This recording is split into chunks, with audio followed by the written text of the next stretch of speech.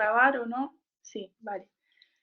Bueno, igual esto era mejor que no estaba registrado, pero cuando yo empecé, la primera novela que yo he leído de Juan José Millás ha sido esta, La vida a ratos, y cuando la empecé a leer no me estaba gustando. Y luego acabé la novela, a partir de la página 60-70 empezó a gustarme, y cuando la acabé, según acabé la última página, volví a empezar por la primera.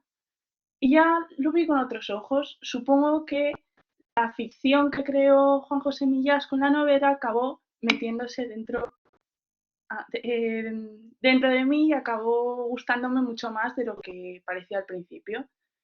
La obra empieza... Uy, ¿qué más se ve? No, es que estoy teniendo un pequeño problemilla con el PowerPoint. Madre mía.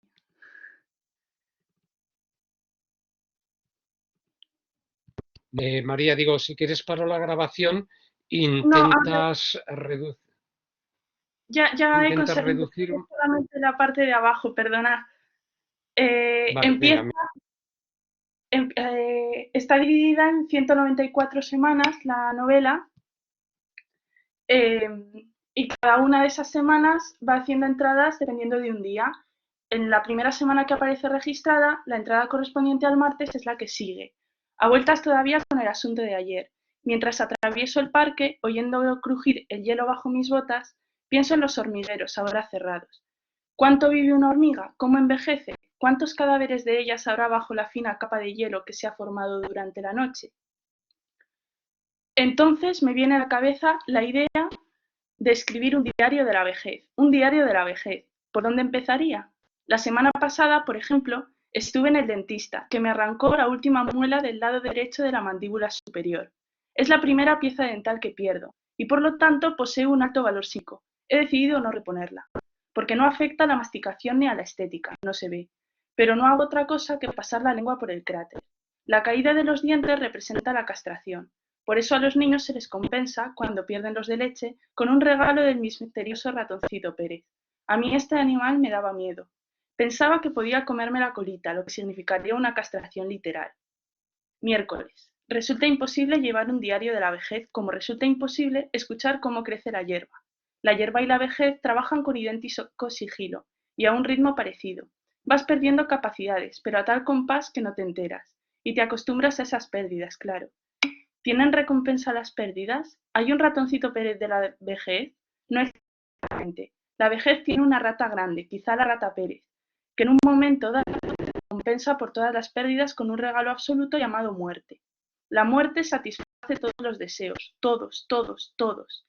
Tras su paso por el cuerpo de un ser humano, no queda en pie una sola tensión. Quizá la rata Pérez sea la madre del ratoncito Pérez. Ya desde las primeras páginas, Juan José Millás deja claro cómo se va a configurar el resto de la obra. Quiere hacer un diario de la vejez, y el problema que se le presenta es el mismo que dice en la entrada del miércoles, que es imposible llevar un diario de la vejez porque es imposible saber cuándo empieza y acaba la vejez. De la misma manera que su novela no sabemos exactamente dónde acaba. Pero bueno, adelantar el final, igual a quien no lo haya leído, no es demasiado positivo. El narrador, como vemos, es un narrador en primera persona, homointradiegético, y aunque ahí no aparece el nombre, se llama Juanjo Millás, como el propio autor. Si es un narrador, personaje principal, además de la novela, que coincide con el autor solo en el nombre, o si es un trasunto del autor, es algo que todavía no sabemos. Solamente sabemos que es un narrador que se llama Juan José Millás. Y en cada una de las entradas que hace del diario mezcla la narración y la reflexión, de manera que los personajes, el personaje principal, el que protagoniza el diario, tiene una aventura y reflexiona en días alternos sobre distintas temáticas, que son las mismas temáticas que han obsesionado a lo largo de toda la obra a Juan José Millás.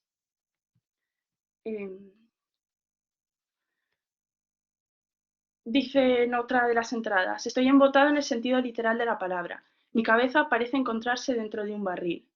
Hablo y pienso con eco, sueño con eco y observo las cosas con eco. Tengo retorno, que diría un técnico de sonido. Me digo, estoy enfermo. y un segundo después el estoy enfermo regresa de donde quiera que se hubiera ido. Telefoneo a mi psicoanalista, que jamás coge el teléfono, y le dejo un mensaje en el contestador. Mañana no acudiré a la sesión. Me ha surgido una cosa de trabajo. Cuelgo y el eco me devuelve la frase que acabo de pronunciar. Mañana no acudiré a la sesión. Me gusta el verbo acudir. Significa lo mismo que ir, pero tiene un toque pijo, un toque de escritor que quiere parecer escritor, la doble impostura. Escribo un artículo sobre la bolsa, y decido pasar el día leyendo la biografía de Patricia Highsmith. Vienen fotos de la joven Pat, que era una mujer bellísima, y fotos de la vieja Pat, que devino en una bruja horrible. Me impresiona este tránsito. Luego me doy cuenta una vez más de que soy un lector insufriblemente lento. Apenas leídas las primeras páginas, me entra la tentación de releer el diario de Edith, quizá la mejor novela de la Highsmith, y la más siniestra, una novela en la que no ocurre nada, es decir, en la que solo ocurren esas minucias diarias que van transformando a una joven hermosa en una vieja malcarada. La novela me provoca un estado de ánimo siniestro. Ahora estoy siniestro y embotado, o sea, lúcido. Me asomo a la ventana y comprendo el mundo.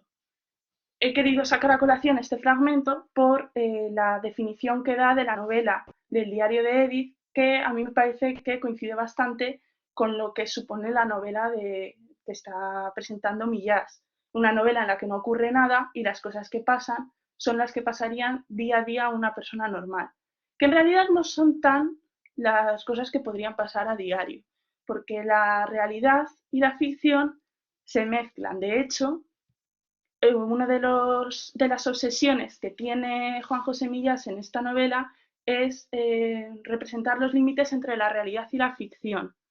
Y así, además, en un fragmento que selecciona luego para la contraportada del libro, que son las últimas líneas de la entrada que os he puesto ahora en el PowerPoint, dice: la realidad, la realidad.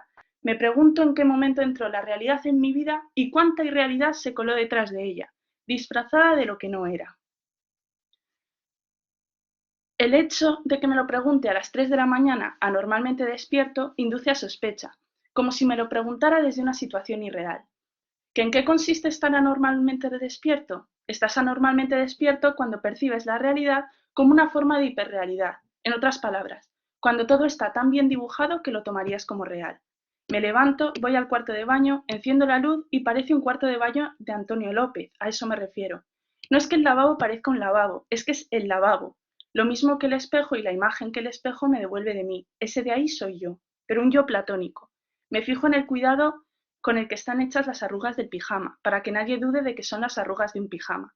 Y si vuelvo la cabeza para mirar el bidé adquiere una relevancia normal, como para hacer notar que es un bidé y no otra cosa. Parecería que la realidad se hubiera disfrazado de realidad al modo en que un policía se disfraza de policía por miedo a que alguien, yo, pusiera en cuestión su estatus, pues lo pongo. Vuelvo a la cama y regresa la pregunta. ¿En qué momento entró la realidad en mi vida y cuánta irrealidad se coló detrás de ella, disfrazada de lo que no era?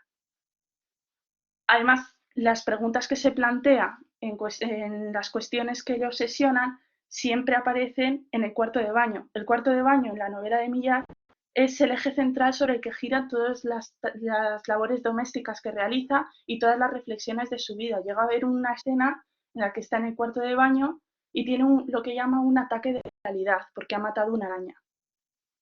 Y hasta que no se le pasa ese ataque de realidad, no logra salir del cuarto de baño y fingir que no pasa nada y ya puede volver a entrar en su vida. Para saber exactamente cuál es la vida de ese Juan José Millás que aparece en la novela, que parece que sí podría ser el escritor, tendríamos que saber un poco cuál es la vida de Juan José Millás.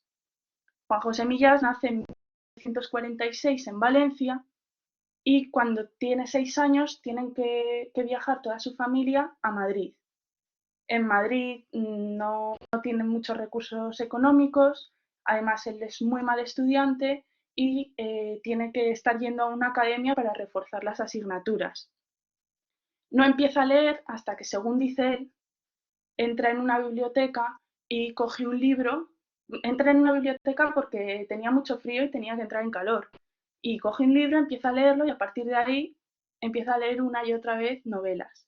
Este episodio lo transfigura en distintas novelas. En La vida a ratos es, ya no me acuerdo quién era que empezaba a leer una novela y a partir de ahí no había podido parar de leer y empezaba, pues seguía leyendo novelas una detrás de otra.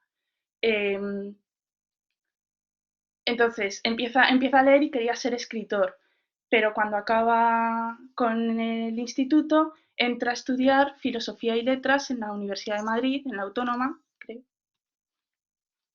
y en tercero de carrera abandona. Se va un año a Francia y cuando vuelve lo avisan para ser director de un colegio privado. Y es cuando empieza a escribir. La primera novela que publica es Cerberos son las sombras, que sale en 1974 y gana el premio Sésamo. Aún así, no es una novela que tenga un éxito muy grande en el momento. No, dicen que por una mala publicidad de la editorial no se difunde bien y él dice de su novela que era muy autobiográfica, tanto que tuve ataques de pánico. En aquella novela, que me dio el premio Sésamo, yo me sentí muy expuesto, me aterraba imaginar qué pensarían mis padres al leerla, pero me enseñó que el escritor no ha de tener pudor, me lo curó. Una de las cosas que más puede dañar a un escritor es el pudor, es muy dañino. El escritor está obligado a ser impudoroso, palabra que no sé si está en el diccionario. Aquí el pudor apareció de nuevo, y no sabía si era una autobiografía novelada o una novela autobiográfica. Esta relación de Millás con la novela autobiográfica, la autobiografía novelada, la metaficción, la autoficción, es una constante que se repite en todas sus novelas. Hasta la actual, que ha sido catalogada como autoficción, tengo que admitir que yo el marbete de autoficción no lo acabo de entender del todo. No sé dónde acaba el límite entre una autobiografía y una autoficción, o entre una novela y una autoficción. Creo que son límites muy finitos, pero sí que recoge las características que normalmente se definen como de autoficción. Además, antes de publicar Cerberos son las sombras, Juan José Millas había empezado escribiendo poesía. Ha escrito tanto poesía como cuentos, artículos, columnas de opinión y novelas.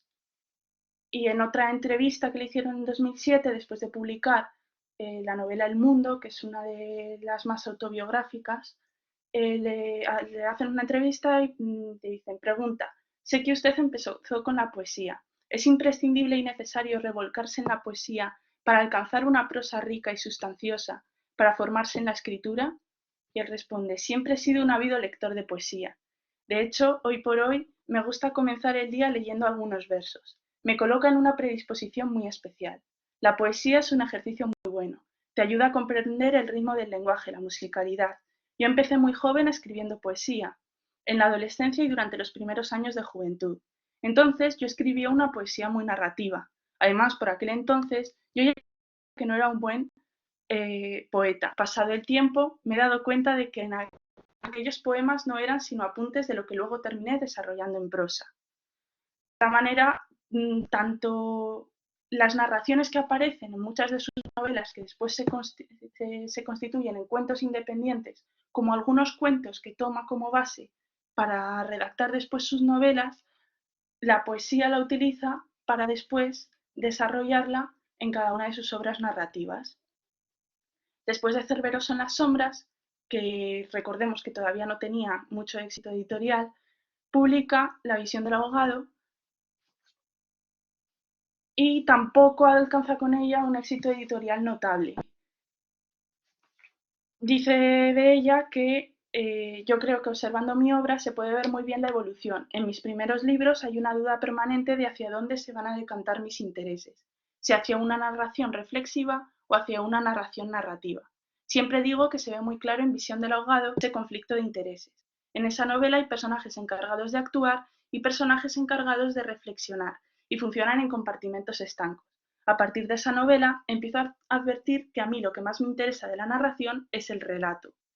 Esta dicotomía entre los personajes que reflexionan y los personajes que narran acaba diluyéndose en la novela de La vida a ratos, en la que el mismo personaje narra, reflexiona y actúa.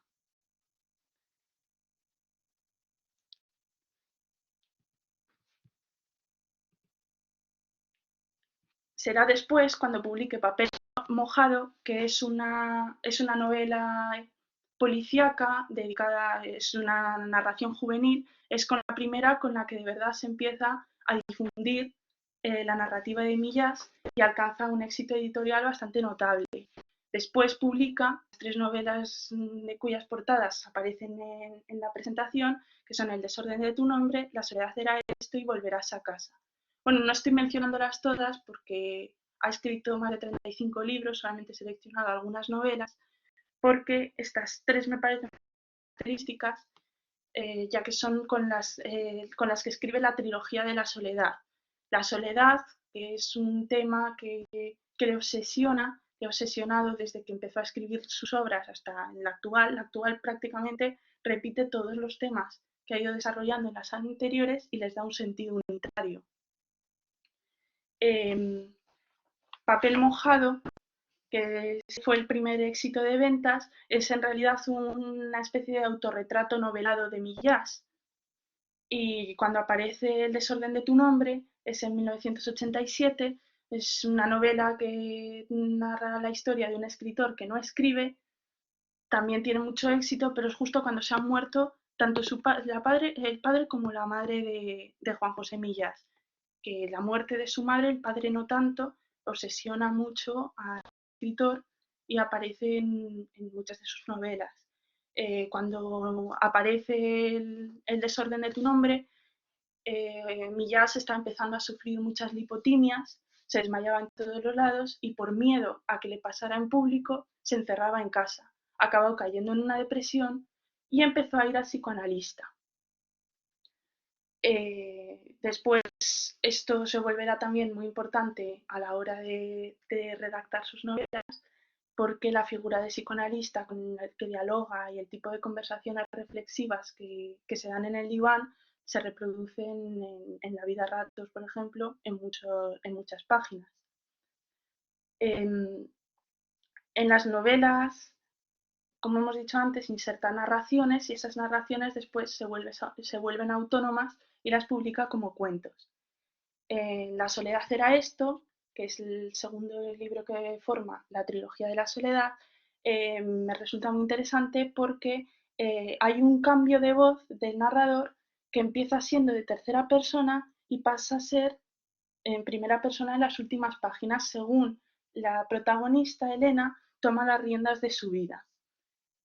Y en el caso de volver a casa, perdón, toma el formato del folletín por entregas porque se lo encargó un periódico, El Sol, para ir publicándolo periódicamente, valga la redundancia, y después lo reunió en una novela.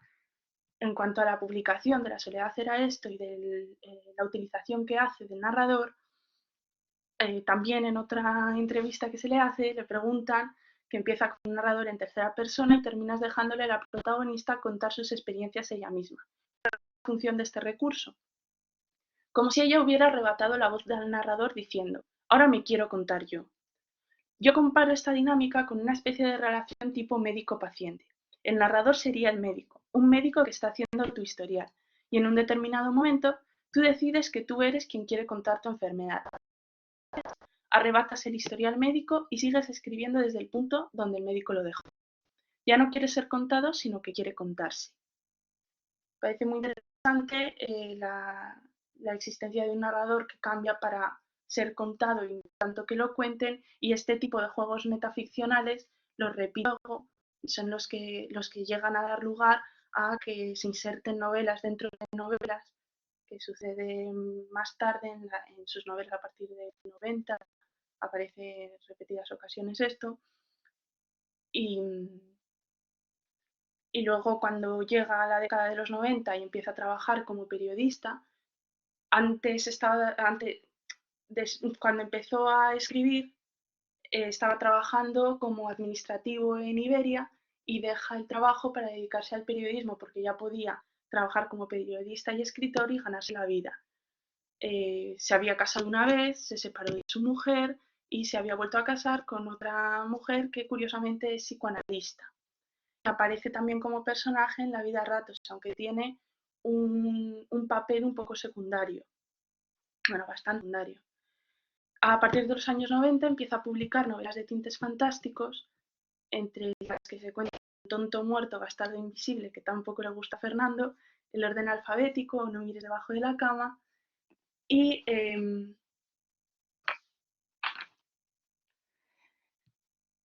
y sobre ellas que tratan el tema de la dualidad entre la realidad y la fantasía, que evolucionará en esa dualidad realidad y ficción que trata en la novela de La vida a ratos, dice que sin duda, en cuanto a la dualidad realidad-fantasía, ese es uno de los aspectos del último de mi obra más importante. Bueno, es una entrevista del año 2000, entonces el último tramo de su obra pues eran estas novelas. Quizás que es mi entrada en lo fantástico a partir de Tonto muerto, bastardo invisible, pero sobre todo a partir del orden alfabético ya. Y desde luego, la última novela es claramente de género fantástico, aunque en ese registro que buscaba yo, que era combinar lo fantástico con lo real, de tal manera que hubiera un momento en que no se distinguiera uno de lo otro, que el lector, de hecho, en No mires debajo de la cama, hay una novela dentro de otra novela, y el lector no sabe cuál está leyendo, si la que está dentro o la que está fuera.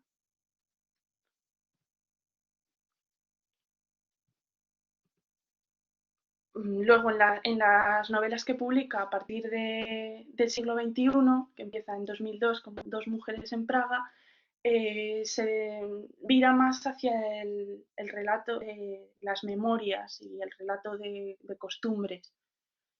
Su novela más autobiográfica es El mundo, que es la que aparece a la derecha del todo, que salió en 2007 y siempre se ha comparado toda la vida de Juan José Millas con cada una de las escenas que aparecen en la novela. Sin embargo, cuando empieza a publicar estas novelas en el siglo XXI es cuando está sacando también muchos libros de cuentos y empieza a mezclar muchos géneros. De hecho, publica los articuentos, que es una mezcla entre artículos y cuentos, yo un poco para representar que no hay una distancia tan clara entre los distintos géneros literarios y periodísticos. De la misma manera que me parece que en la novela que hemos venido a comentar hoy no hay una distinción clara entre ningún género, que parece que está escribiendo artículos de opinión, columnas de opinión o entradas de diario o narraciones o se inventa relatos, historias. Vale. Y de las dos últimas he dado un desde 2007 hasta casi la actualidad, porque a la vez que está escribiendo Que nadie duerma, tenía que estar gestándose La vida a ratos, si es verdad, si tenemos en cuenta que se supone que es una narración autobiográfica, un diario de 194 semanas, tendría que llevar escribiéndola por lo menos 4 años antes de que se publicara.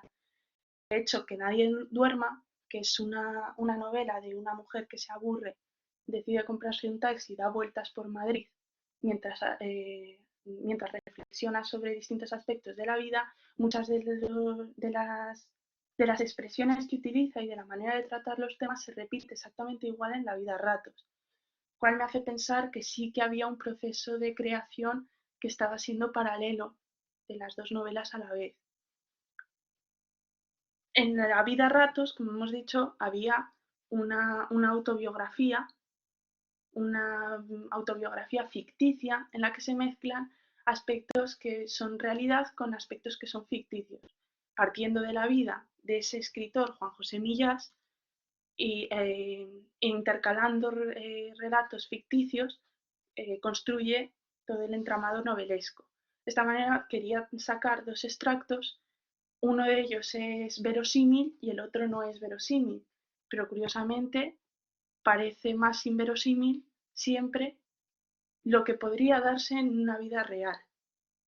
Me explico. Cuando escribe la entrada, martes, decido descansar el esfuerzo mental de ayer. No me he sentado frente al ordenador en todo el día, excepto al caer la tarde a escribir estas líneas. Si esto fuera real, y estuviera escribiendo esas líneas día a día, es verdad que el proceso de creación de la novela tiene que ser paralelo a la escritura por lo menos de otras 3 novelas de Juan José Millás, y más concretamente de la última, porque es la que coincide temporalmente exactamente con la creación de La vida a ratos. He caminado 2 horas después del desayuno y otra hora y media después de comer. Estoy físicamente agotado, pero mentalmente eufórico. Sé que cuando me meta en la cama mis músculos lo agradecerán, pero mi mente empezará a pensar en la novela y me desvelaré.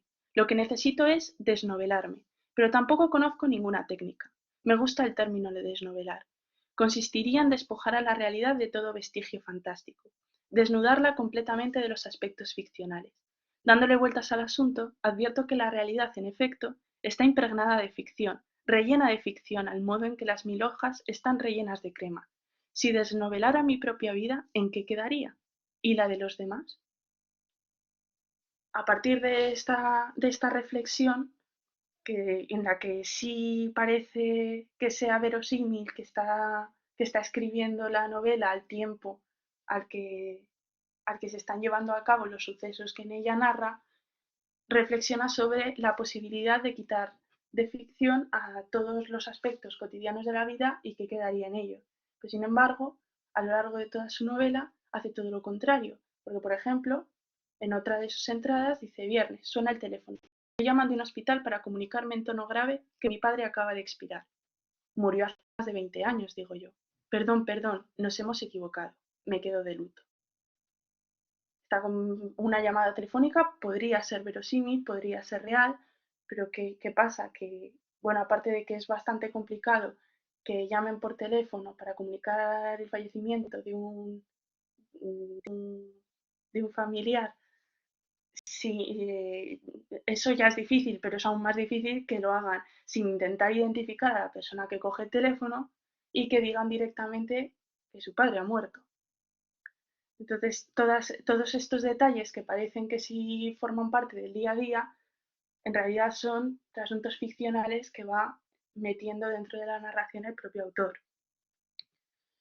Em, eh, en esta autoficción es una autoficción que toma parte obviamente de partes de la realidad del propio autor, como por ejemplo, como habíamos dicho antes, siempre lleva muchos años acudiendo al psicoanalista. Pero dentro del personaje que construye Juan José Millás, si fuera realmente el personaje tal y como se ve él a sí mismo, sería un personaje un poco, es un escritor trasnochado, bebedor, eh, que está perdiendo un poco el norte, el juicio,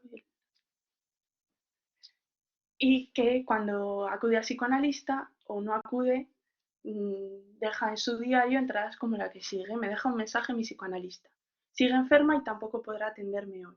Tengo un amigo cuya psicoanalista falleció en mitad del tratamiento. No es lo mismo, pero también molesta, claro. Le resta omnipotencia, y yo hoy por hoy necesito una psicoanalista omnipotente, como mi madre. Sé que lo analizaremos en la próxima sesión, si no se muere, cruzo los dedos. Y que ella me dirá por qué necesito recordar a mi madre como una mujer que todo lo podía. Yo le diré que mi madre lo podía todo, y ella me preguntará si estoy seguro de lo que digo, y entonces yo diré al borde de las lágrimas que no, que en realidad mi madre era muy frágil, pero que reconocerlo me fragiliza a mí.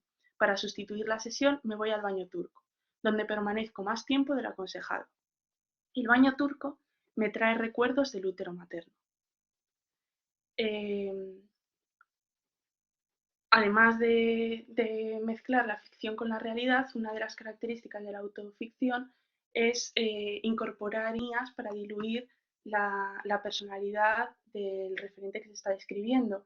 En este caso, Juan José Millás hace muchas reflexiones que ridiculizan al protagonista de la novela, eh, y se repiten en muchas de las entradas que introducen el diario. El personaje de su mujer, que hemos dicho que aparecía como que es un personaje muy secundario, va cobrando importancia a medida que pasan las páginas de la novela, y a mi modo de ver sufre una transformación, un personaje que al principio de la obra, al conversar con su marido, no parecía darle ninguna importancia a lo que él dijera, ni se metía a opinar sobre las cosas extrañas, porque va haciendo cosas muy raras a lo largo de la obra. Al final llega a haber un momento en el que aparece y le dice que ¿qué pensarías si te dijera que tenemos que ir a una boda? Claro, pues con la personalidad tan débil que tiene el protagonista, se queda dándole vueltas a, jolín, pues tendría que comprarme un traje, tendríamos que ir a buscar a no sé quién, a comprar un regalo, y se monta toda una película a partir de esa frase de la mujer y dice, ¿tenemos que ir a una boda? No, ahí lo dejo. A mí me parece que empieza a haber una transformación del personaje entre lo que entre la realidad y lo que acaba siendo después de entrar en contacto con Juan José Millas, con este trasunto de Juan José Millas, que acaba transformando la realidad. En una de las noches que escribe, dice, decido desengancharme del juego de los 7 errores que publica todos los días La Vanguardia en su página de pasatiempos, en cual si no, vengo resolviéndolo desde hace un año o dos bajo la estúpida superstición de que si lo dejo pasar ocurrirá alguna desgracia. Que ocurra de una vez. Soy desde pequeño víctima de este tipo de fantasías obsesivas. Quizá el mundo no se haya ido todavía al carajo gracias a mí y a personas que, como yo, se pasan la vida realizando sortilegios contra las desgracias propias y las ajenas. Pero ya he llegado a mi límite. Tarde o temprano, el mundo se tiene que acabar. Viernes. El mundo no se ha acabado. Quizá por noche, a eso de las 4, me desperté empapado en un sudor disolutivo, busqué el ejemplar de ayer y resolví el juego de los 7 errores. Mi mujer se despertó también y me preguntó qué rayos hacía. Le respondí en tono de broma que estaba salvando al mundo, pero ella sabía que lo decía en serio. No tardes, se limitó a decir. Esto se corresponde casi con el principio de la novela. No he querido sacar muchos fragmentos posteriores para dejar algo de... para dejar algo al lector que quiera acercarse a ella después. Además además del tema de la realidad y la ficción, otro de los aspectos que obsesiona al narrador es el proceso de escritura de las novelas, el proceso de creación literaria, eh, tanto de novelas como de artículos, perdón. Así hay una entrada en la que dice, me encargaron un texto sobre la muerte súbita y digo que sí porque pagan bien. He perdido la curiosidad de preguntar el porqué de las cosas, sobre todo si me interesa el cuánto. Me siento a la mesa y empiezo a darle vueltas al asunto. Todo empieza así, dándole vueltas al asunto. La expresión muerte súbita me conduce a su contraria, vida súbita. No existe la vida súbita. Se llega a la vida tras un proceso raro que parece sacado de un cuento de terror. Ya saben, el óvulo que cae, el espermatozoide que se refugia en él, la formación de la placenta. Por asociación de ideas, llego enseguida al sintagma generación espontánea. Mi padre me contaba que en la antigüedad se creía que los insectos pequeños nacían por generación espontánea. No estaban y de repente estaban. Vida súbita, podríamos decir. El texto empieza a cobrar forma. Cuando he escrito la mitad, me llaman para anular el pedido. La persona que está al otro lado del telefónico lo dice así, anular el pedido, como si yo fuera un supermercado. Quizá lo soy. Un supermercado abierto 18 horas al día los 365 días del año, por el insomnio. ¿Y eso? Pregunto. Perdone, pero nos hemos equivocado de millas. Hay un millas médico. Cuelgo y continúo escribiendo el artículo, por la curiosidad de ver cómo termina. Y termina mal. El proceso de creación, que no es el autor quien decide el final de algo, sino que la escritura se va creando y se va conformando el artículo, y el autor solo se dedica a constatar lo que el artículo le va dictando, es el que mantiene Millas a lo largo de toda su creación. Pero es además el que afirma cuando habla en sus entrevistas, porque dice que hay novelistas que antes de empezar a escribir una novela ya tienen un desarrollo, incluso una sinopsis de cada uno de los capítulos. Yo empiezo a trabajar a partir de una obsesión, a partir de una idea que me ha atrapado. Y si me ha atrapado, pienso que tiene algún significado para mí. Y entonces empiezo a darle vueltas. Nunca sé qué va a pasar en la página o en el capítulo siguiente. Tampoco sé cómo va a terminar. Escribo en gran medida para saberlo. De todas formas, estos días he estado viendo muchas entrevistas y leyendo otras Y a mí me parece que al final el Juan José Millás que aparece en sus entrevistas no es Juan José Millás persona, escritor, sino casi Juanjo Millás personaje, porque actúa en la realidad como dice que actúa en la ficción. No estoy muy segura de exactamente qué parte de realidad y de irrealidad conocemos de su vida, sino simplemente va dejando lo que quiere que se sobre él, que es a la vez lo que repite en sus novelas. De hecho, cuando habla del mismo tema, pero sobre la novela que está escribiendo, dice: miércoles abro a primera hora el ordenador y me pongo a trabajar en la novela. En realidad me pongo a releer lo que llevo escrito, para ver si va a alguna parte. Y va a alguna parte, de eso estoy seguro, pero una parte que no tiene mucho que ver con la idea que me había hecho al comenzarla. Es como si pretendiendo viajar a Valladolid, se dirigiera uno por error a Nueva York. En cierto modo es mejor la alternativa neoyorquina. Los errores son fundamentales en la creación y en la ciencia. Hace poco, por un error, se ha descubierto que el gusano de cera es capaz de degradar en minutos el plástico que la naturaleza elimina en 100 años. Sigo, pues, el camino que me marca la novela, el que marca mi inconsciente, cabría decir, o el que había previsto mi pobre yo desde el principio. Conozco la respuesta, pero la retraso. El proceso de creación, tanto de la novela como el proceso de creación literaria del resto de la gente, es otro de los grandes temas que trata en la obra.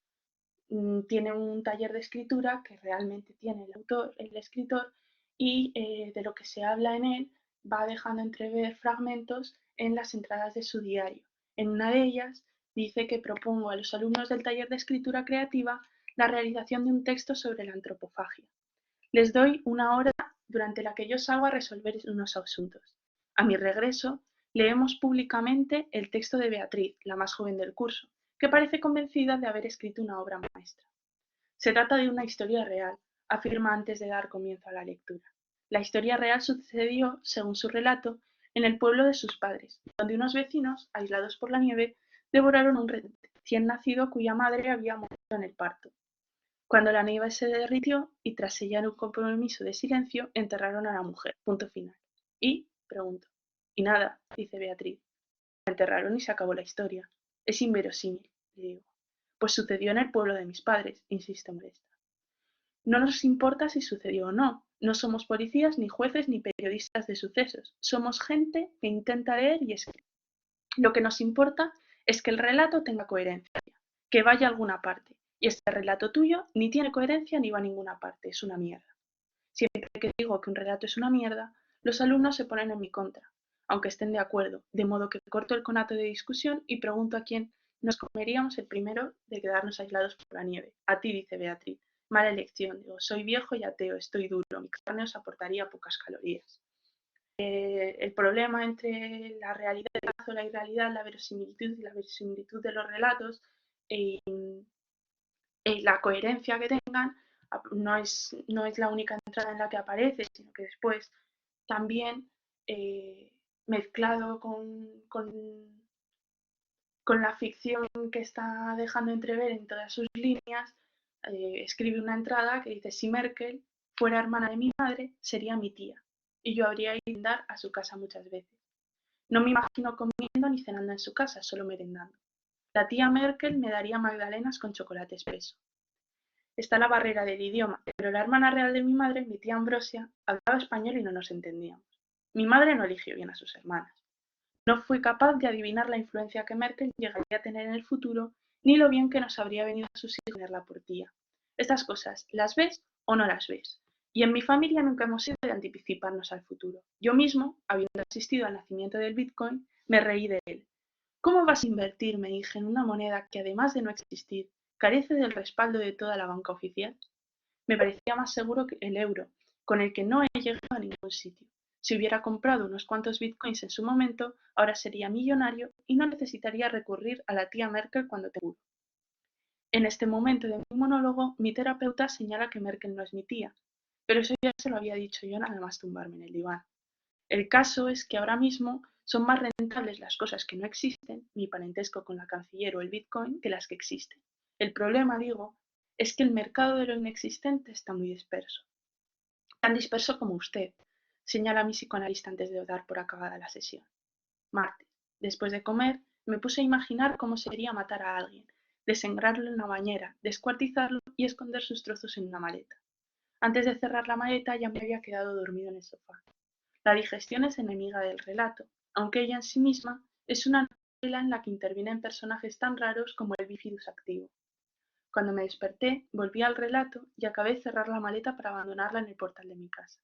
Al día siguiente vino a detenerme la policía, pero yo había escapado por el balcón. Al alcanzar la calle, corrí a pedir auxilio a tía Merkel, que es la hermana de mi madre. ¿Qué has hecho?, me preguntó al ver mi agitación. He matado, desangrado y descuartizado a alguien. ¿A quién? Entonces caí en la cuenta de que no había elegido a una víctima concreta, sino a alguien en general, un ser sin rostro en tiempos en los que el rostro es fundamental. De hecho, el iPhone X se desbloquea cuando te lo ve. Todo el relato se me vino abajo de repente. Tomé nota para hablar de ello en el taller de escritura. Em,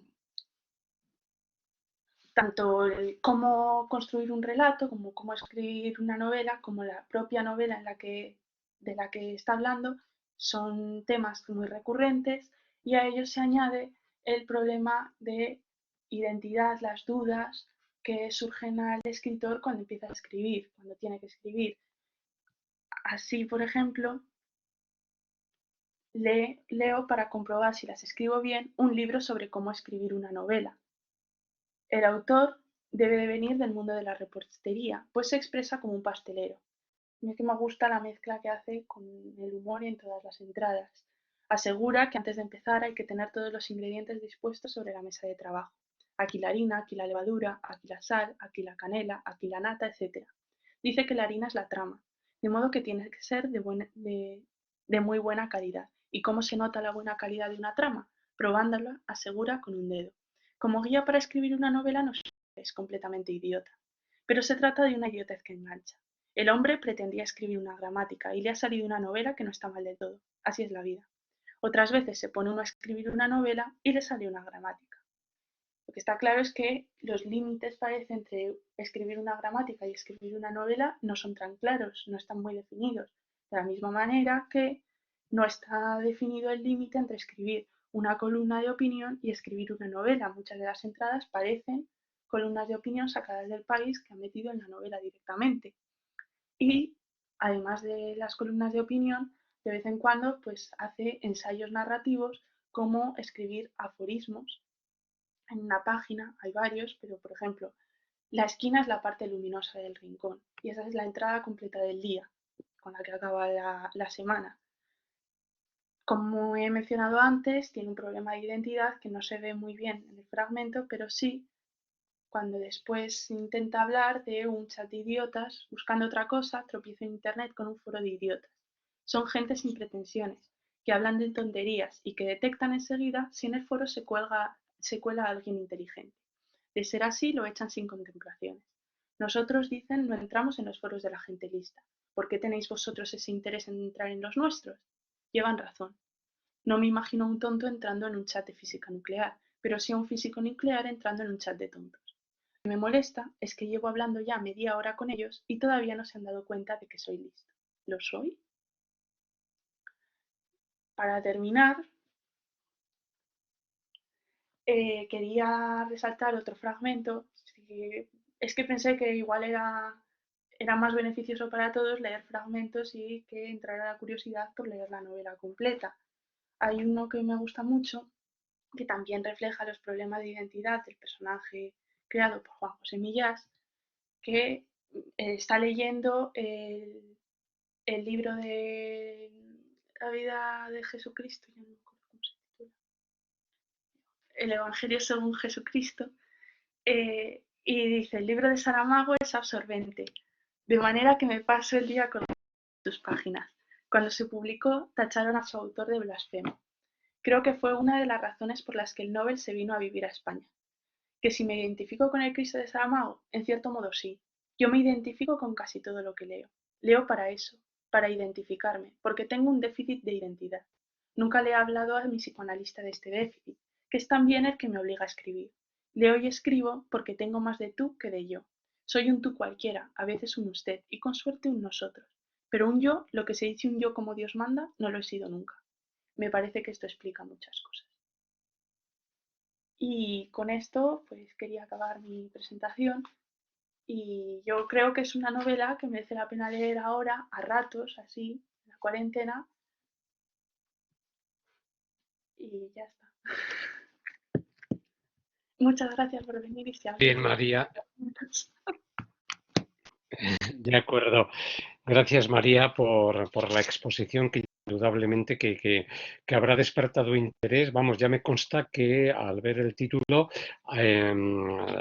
algunos de los que participan en estas sesiones, pues se ha puesto a leer la obra y a lo mejor tienen algún comentario que aportar, ¿no?, en el debate que comenzamos ahora mismo.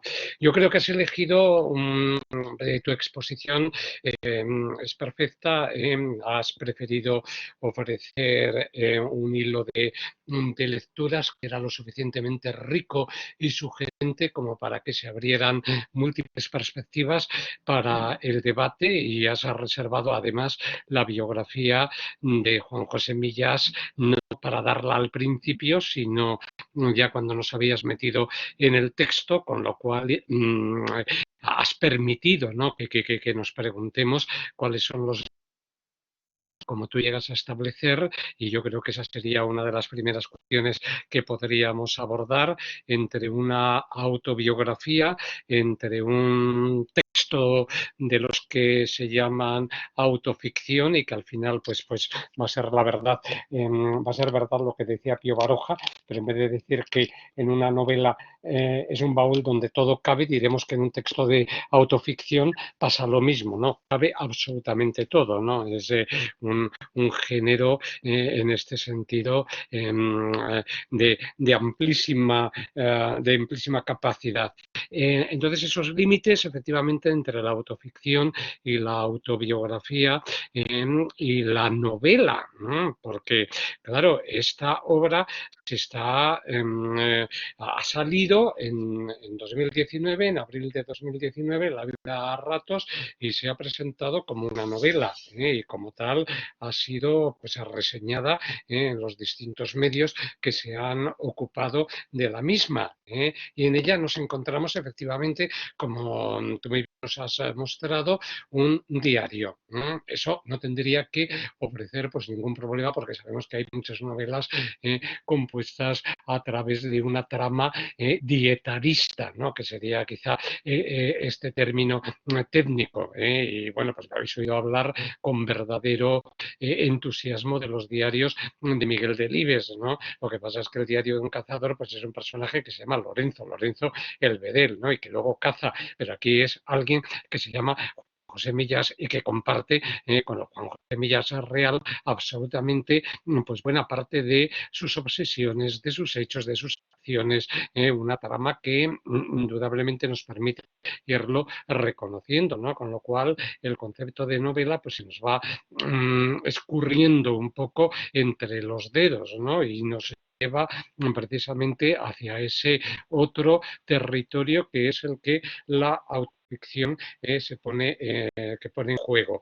Tú habías planteado y decías, es que ya llega un momento en que uno no sabe cuáles son las características que tiene que cumplir una autobiografía frente a una autoficción, ¿no? En un momento determinado sí lo vimos en la clase, pero desde luego plantear una autobiografía como diario, eso es prácticamente inasumible. Es decir, nadie se va a proponer el hecho de, bueno, ha habido algunos dietaristas, ¿no?, un tal Javier García Sánchez que publicaba unos diarios de miles de páginas y porque tenía la obsesión de recoger absolutamente todos los momentos de su vida a lo largo del diario, pero no es lo normal. Es decir, uno escribe una autobiografía precisamente cuando se encuentra ya en un punto en el que considera interesante echar la mirada atrás y entonces proceder, ¿no?, a recuperar pues lo que puede más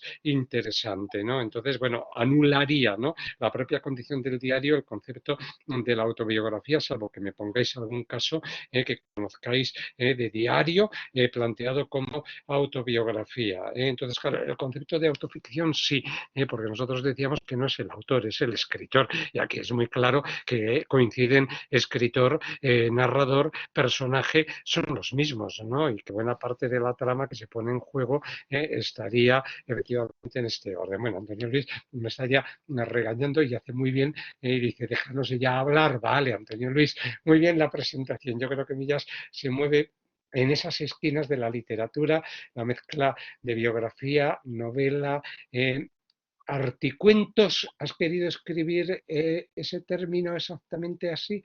Articuentos, porque como hay muchos neologismos que se están creando, ¿no?, para lo que son los microrrelatos. Bueno, yo ya he No, dicho algunas cuantas cosas, ¿de acuerdo? María, es que ¿quieres tú comentar algo? los articuentos son una mezcla entre artículos y cuentos, por eso los llamo articuentos. Vale, Es vale, para vale, sí. son una especie de artículos literarios. Efectivamente, sí, que es como en buena medida lo que hace el propio Juan José Millas en muchos de los de las colaboraciones del Viernes del País, ¿no? Muchas están a lo mejor ligadas a una realidad, pero otras encajarían con estos días que nos has ido trayendo en este sentido. Me ha encantado el último fragmento, leído el Evangelio, es maravilloso y Saramago, en fin, sí, la mejor quinta posible nos está comentando Antonio Luis en este sentido. Bueno, creo que es una novela autoficticia que plantea muchísimos problemas por todos estos límites, ¿no? De ficción, de realidad, de hiperrealidad, en fin, de toda esta serie de, de cuestiones. A ver si queréis comentar algo antes de que yo siga, pues, porque yo sí tendría que decir más cosas, a ver.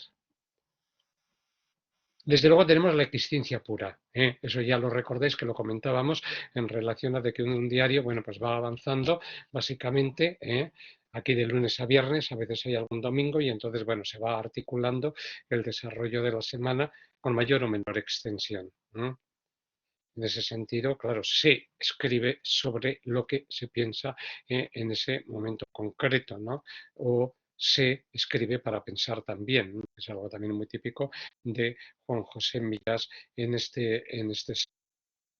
A mí me gusta muchísimo la noción de desnovelarme, ¿no? Porque define muy bien, ¿no?, la teoría narrativa, entre comillas, de alguien que al mismo tiempo imparte talleres de escritura narrativa y que ha escrito una novela como Dos mujeres de Praga, que tiene su trama narrativa sobre esos talleres de escritura narrativa.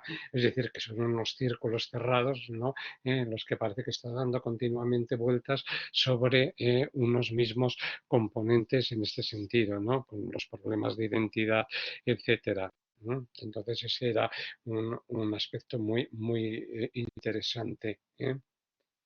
Y añadiría, puesto que nadie el uso que esta Victoria sabía de la existencia de este autor, pero lo desconocía estaba y profundizar que me ha llamado tanto la atención. Efectivamente, hay que leer a Millas. Iba a decir que la novedad de escribir las estructuras dietaristas, hoy he visto que está Francisco con nosotros, Martínez Morán, y le voy a pedir, porque sé que es un tema que a él le gusta, a lo mejor que intervenga dándole al micrófono, pues hay bastantes títulos a lo largo del último decenio que entrarían orden, ¿no? Por ejemplo, de Ignacio Vidal Foc, lo que cuenta es la ilusión, o uno que tenía sobre la mesa justamente de Bernardo Achaga, Días de Nevada, que apareció en 2013, y es muy parecido, ¿no?, al que, bueno, no No son estructuras tan breves como la que tenemos aquí, pero sí que podemos llegar a encontrar efectivamente la fechación. Por ejemplo, 22 de octubre, estábamos suscritos a tal y recibíamos un ejemplar del periódico. Bueno, va saltando, no es tanto lunes, martes, miércoles, jueves, pero tiene esa estructura dietarista. Buenas tardes, Francisco. ¿Qué tal? Buenas ¿Puedes tardes. hablar? ¿Tienes? Sí, sí, sí. Un placer estar aquí. Un Gracias a la abrazo, invitación que me has hecho tan amablemente. un abrazo virtual. Tío Clara Pablo, Bueno, que la veo presente. Enhorabuena, María, por su presentación, que ha sido muy sugerente. Es un autor, como tú bien decías ahora, Fernando, que hay que leer. Es un imprescindible ya de nuestras letras. Y yo creo que él ha abierto en un sentido muy claro una, si me permitís la palabra, una moda ya muy instaurada en España, tanto en la autoficción como en esa otra vertiente, efectivamente, que con la vida a ratos también se percibe, de los diarios. Hay una auténtica eclosión enorme de estos subgéneros en la actualidad, y yo creo que él y tal vez seguramente Trapiello, que tiene también, antes mencionaba, si se puede construir una autobiografía a partir de los diarios, son dos piezas fundamentales en ese aspecto. Me ha encantado a mí también, Fernando, y con eso acabo mi intervención, que no quiero abusar de vuestra paciencia. Por supuesto, algo que a mí me entusiasma como escritor, como filólogo y como lector, que es la dificultad de deslindar ficción y realidad. Ya sabéis, los que me conocéis, y a los demás a los que aprovecho para saludar, que yo soy un rendido admirador de Kafka, y es una de las líneas que yo creo que él abre, por ejemplo, con sus contemplaciones, aquellas pequeñas piezas de prosa en las que uno se pregunta, Kafka se va preguntando, pero al fin y al cabo pone mirada suya en lo que todos podemos llegar a percibir en algún momento.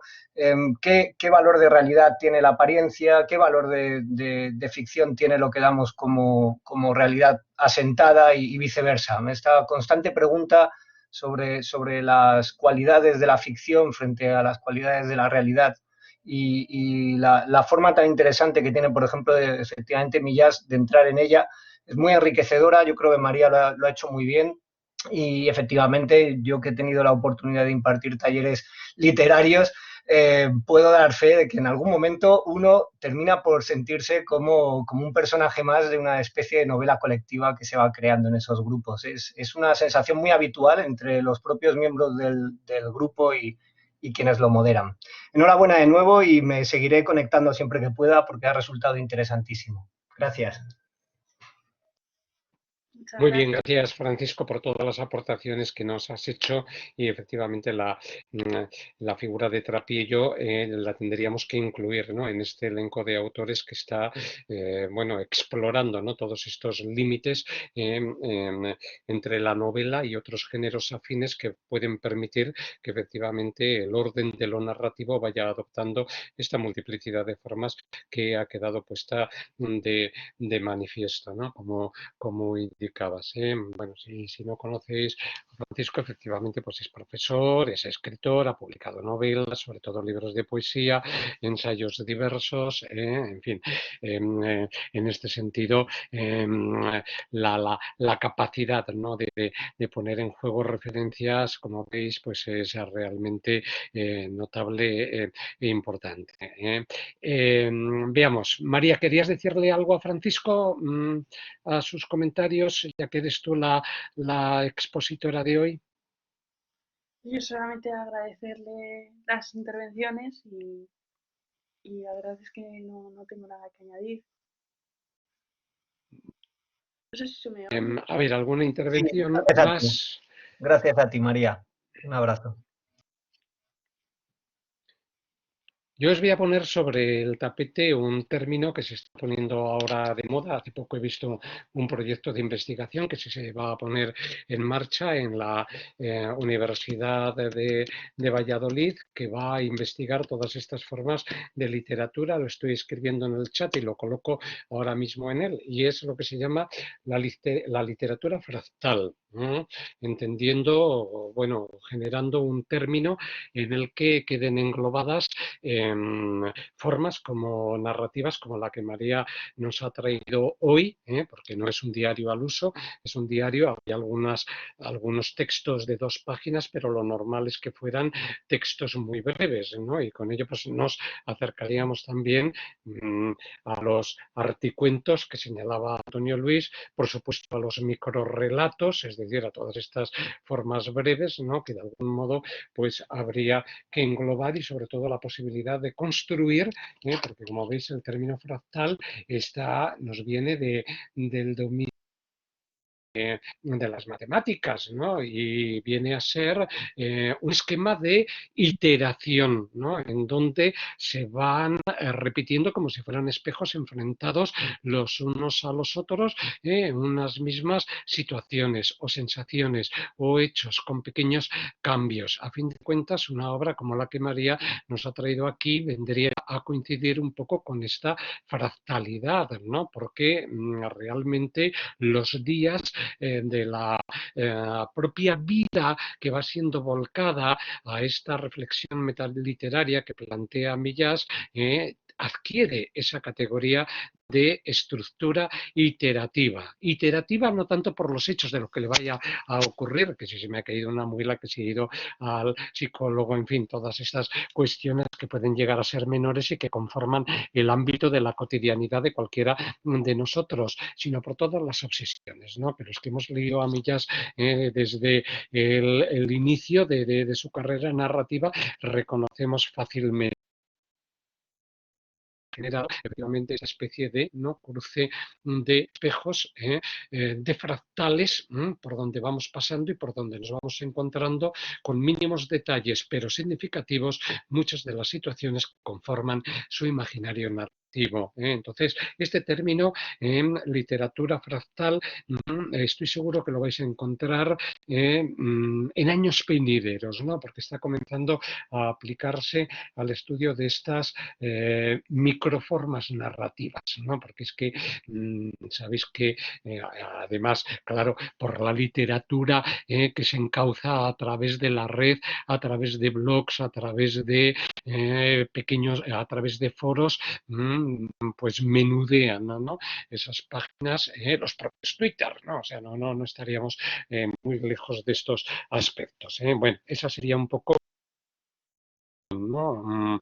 A lo que es la sesión de hoy lunes, una novela que nos abre muchas aristas para acercarnos a la narrativa y que desde luego adquiere una dimensión, una repercusión amplia.